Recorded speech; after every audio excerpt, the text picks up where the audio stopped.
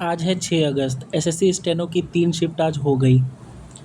तीनों शिफ्ट का रिव्यू यही रहा कि एसएससी सुधरा भी नहीं, सुधरने वाला भी नहीं था और ना सुधरेगा। कोई कुछ कर ले, वो सुधरने वाला नहीं है। उसकी आदत हो गई है कि भाई मुझे लात मारो, कुछ करो, मैं तो नहीं सुधरने वाला।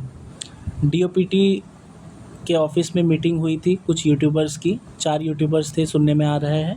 मैंने 1-2 का तो वीडियो भी देखा 5-5 मिनट का। चारों यूट्यूबर्स गए थे वहाँ डीओपीटी के ऑफ़िस में, वहाँ से आए चारों, उसके बाद लड़ाई में लग गए। डिफेमेशन मैंने बता दिया था कि एक दूसरे को ये डिफेम करेंगे बाद में। डिफेमेशन वाली चीज़ें शुरू हो गई है। ये इनकी पुरानी कहानी है, कोई नई कहानी है नहीं। अब एक दूसरे को डिफेम कर रहे हैं, वो पर्दे की आगे की बात है। पर्दे के पीछे ये लोग एक दूसरे के भाई भाई ही हैं। मौसेरे भाई भी नहीं है। मौसेरे भाई से बुरा भी कोई टर्म होता हो तो आप ढूंढ लो। अब आगे की बात करते हैं कि सीजीएल पोस्टपोन होगा या नहीं होगा। 5 अगस्त की इनकी मीटिंग थी एसएससी ऑफिस में। एग्जीक्यूटिव वालों को भी बुलाया गया था, क्यूबेजेशन को भी, सीडेक को भी, एनआईसी को भी, डीओपीटी से भी कोई आए थे। इनकी 5 अगस्त को मीटिंग थी। सॉरी, ये 5 अगस्त को मीटिंग हो नहीं पाई थी, ये भूल, याद नहीं रहा मुझे। 6 अगस्त मतलब आज हुई है मीटिंग। ये आज ये मीटिंग हुई है। इसका आउटकम क्या आया मुझे नहीं पता। मीटिंग का आउटकम क्या है कुछ लोगों को पता है, मुझे लग रहा है। मैंने अभी कहीं पे देखा कि सीजीएल पोस्टपोन होने वाला है, बहुत कॉन्फिडेंटली किसी ने लिखा था। मे बी उनके पास भी कहीं से न्यूज़ आई हो, लेकिन मुझे नहीं पता है। मैंने किसी से पूछने के लिए फ़ोन भी किया था, लेकिन उसने मेरा फ़ोन अभी रिसीव नहीं किया, तो मुझे ये जानकारी नहीं है। मेरे पास टेलीग्राम पे बहुत सारे मैसेजेस आए थे कि क्या होगा क्या होगा। देखो भाई, कभी भी एग्ज़ाम हो, एग्ज़ाम आज ले ले, 20 दिन बाद ले ले, आज आप जितने नंबर लाओगे 2-4 नंबर का ही फ़र्क पड़ेगा। इवन 20 दिन बाद कम ही हो जाए। यदि एग्ज़ाम पोस्टपोन होता है तो लॉस होता है बच्चों का, ना कि फ़ायदा होगा आपका। आपको यदि लग रहा है कि कुछ बेनिफिट हो जाएगा, हम पढ़ाई कर लेंगे उस डायरेक्शन में। कुछ लोग तो ये बोल रहे हैं कि नए टॉपिक्स आ रहे हैं, हमें 20 दिन मिल जाते हैं तो यार वो टॉपिक्स तैयार कर लेते हैं, काश पोस्टपोन हो जाता है। इन सब चक्करों में नहीं रहो। सबके रिलेटिवली मार्क्स सबके डाउन हो जाएंगे। ऐसा नहीं है कि आपको एग्ज़ाम में 150 ही लाने हैं। आपको रिलेटिवली अच्छा परफॉर्म करना है, और रिलेटिवली आप अच्छा परफॉर्म तभी करोगे क्योंकि तैयारी सब एक ही जैसे करते हैं। सब पीवाईक्यूज़ ही पढ़ते हैं, पिछले प्रीवियस ईयर्स देख के ही जाता है कोई भी। तो आप तभी करोगे प्रीवियस ईयर्स की, जिसने जितनी अच्छी प्रैक्टिस कर रखी होगी वो उस हिसाब से स्कोर करके आएगा।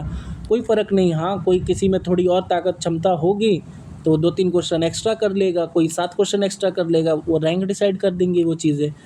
तो इसलिए मैं तो बोलूँगा कि पोस्टपोन हो ना हो, पढ़ाई जारी रखो। मैं डे 1 से कह रहा हूँ कि ये सारे मिले हुए हैं। इनको आप एग्ज़ाम पोस्टपोन करवाने, सिस्टम में सुधार, किसी से कुछ मतलब नहीं है। बस हंगामा खड़ा करना था। इन लोगों ने हंगामा खड़ा कर दिया। प्रोटेस्ट इनको कुछ नहीं करना था। प्रोटेस्ट होता तो ये लीड करने नहीं आते, ये बच्चों को सही डायरेक्शन देते। इन्होंने कभी कुछ कहा, कभी कुछ कहा, अभी कुछ कह रहे हैं। इनकी बातों में ना आते हुए अपनी अपनी पढ़ाई जारी रखो, और समय सब कुछ बता देगा।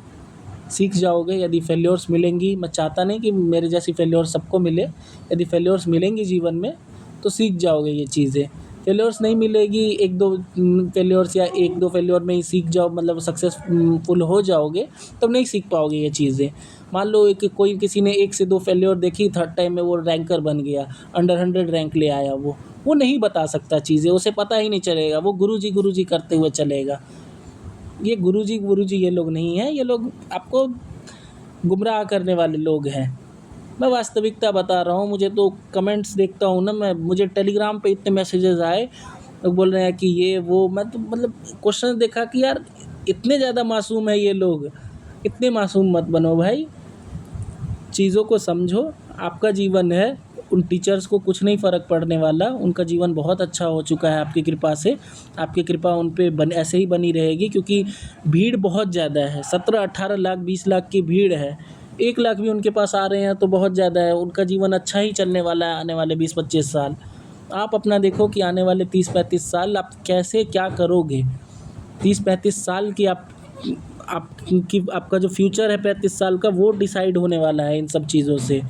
तो वो देख लो कि क्या करोगे क्या नहीं। किसी एक उस टीचर में जिसका कुछ वेस्टेड इंटरेस्ट है उसकी बातों पे चलोगे, या खुद से पूछोगे कि भाई तुझे क्या करना चाहिए।